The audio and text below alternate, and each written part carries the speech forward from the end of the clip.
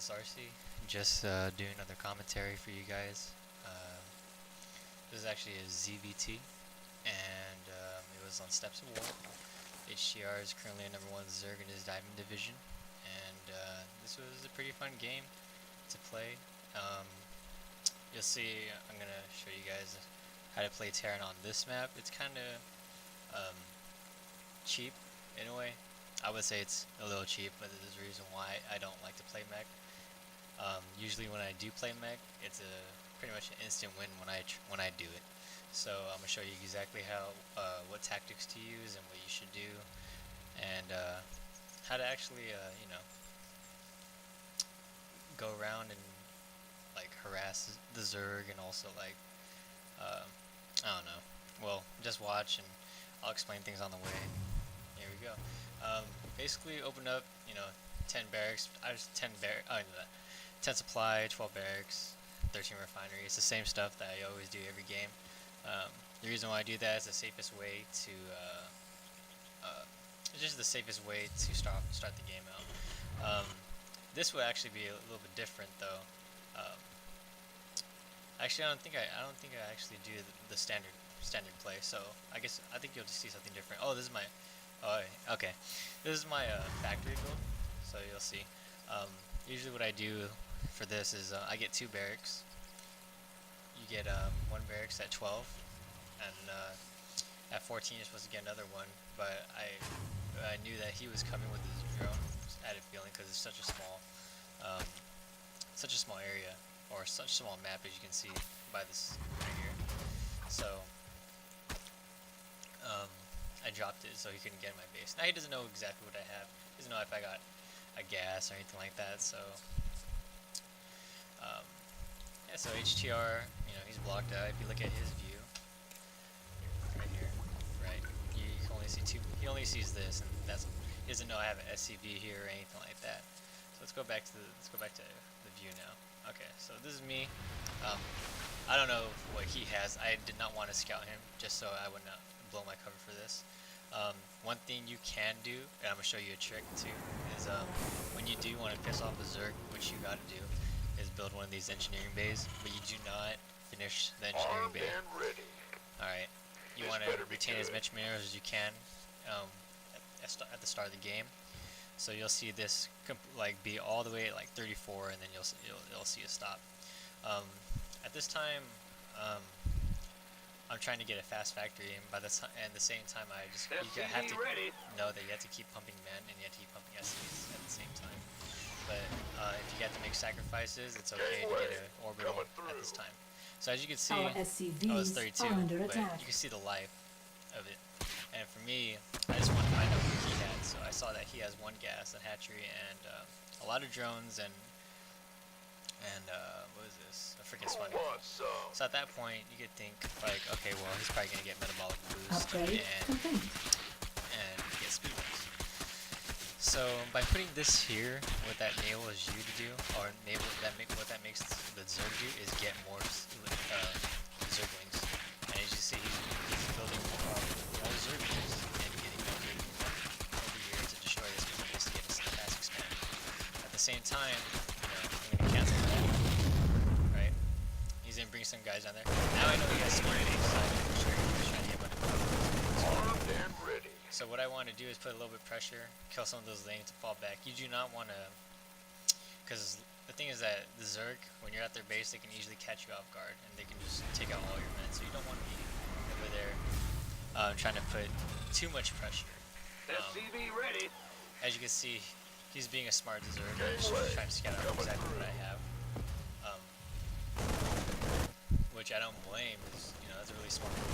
He knows that I'm going to factory, but he doesn't know how many for anything else. So I went for a tank just because of his. I thought it was maybe that he was gonna go Banelings eventually. And yes, as you can see, my scan did drop, and you see the Banelings nest, and you see that he's taking a layer. And so I was thinking, okay, well, he's probably gonna bust me pretty soon because of the supply depot. So what that tells me to do is to expand it right now, and to get this hidden expansion somewhere. because once if I could take an economic,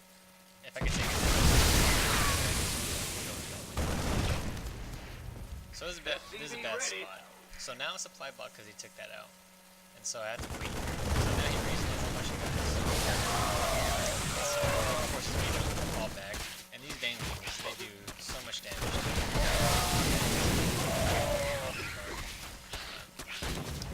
So you know,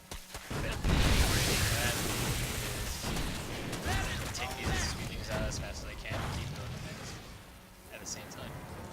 So you could use your tanks as like buildings, you know. Just put them at the entrance, and you know they'll stop with a baneling bus, you know, for the so the stuff. But see, you know, he can't get in my base, and so he has to retreat. SCV ready. So a good thing about this, the one thing that he did not do, if you look at it, is that he did not have an overlord over here in this area. If he did, he could have spotted that I had an expansion coming. He knows that that he has map control, and so what he's doing is trying to outmass me. And so I think what he was trying to do is place banelings around here, so just in case that if I were to push out, he could take me out easily. So let's go back to my view and see what's going on. So he sees me right here. The rest of his things he's able to go here and take out the window. And that sucks, because you know now I'm more pressured to stay in my base, and he has this full map control. He has 3 hatcheries, meaning that he can freaking outmatch me within seconds and outdrone me. But the thing is that he did not see that I had an expansion over here, which is something base is under that attack. boosts my economy here, you know, later on. So he brings all those things over here. I think he tried to baneling bust me one more time, but oh, there it is. SCV ready. Like I said with the last game, you want to be able to put large buildings with a lot of HP. So he can't get it. That's a good thing, you know. Take advantage of that whenever you can. Over here, I'm mining out, and let's switch to the everyone view. Now he's finally getting this saturated. He's probably gonna switch some drones out if not. The problem with this is that he did not have enough queens. What he should have been doing proactively is spreading out the creep throughout the map. I think if he did that, he would have had a better edge on trying to get his army out and to gain map control of the center. However, he didn't do that, and I can't say anything about that. That's just his fault.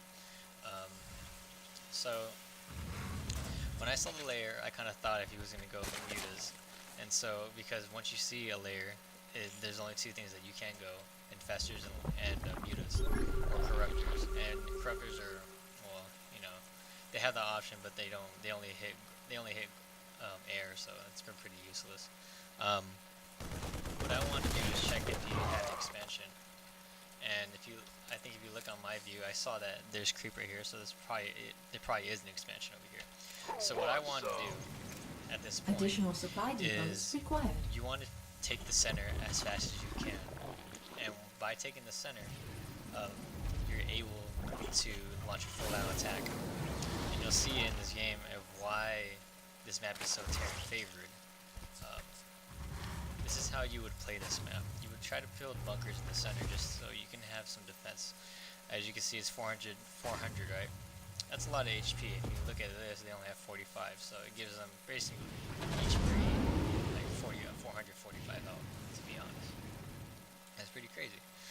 So what I was trying to do at this point is build turrets all around. One, so